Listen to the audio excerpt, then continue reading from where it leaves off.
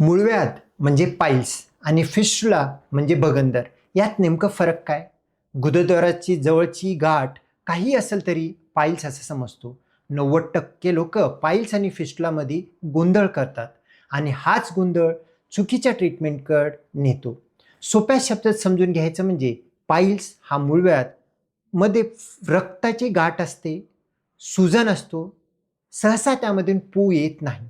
Fistula भगंदर पू किंवा पाणी सतत येत राहतो, छोटा छिद्र दिसतो, वारंवार फोड होत राहतो.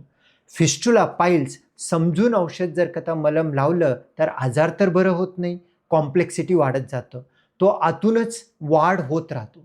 जर रक्ताबरोबर पू किंवा वलसरपणा किंवा वेदना वास येत असेल तर पाईल्स नसून फिस्टुला असू शकतो. योग्य डायग्नोसिस नसेल तर योग्य ट्रीटमेंट होऊ शकत नाही.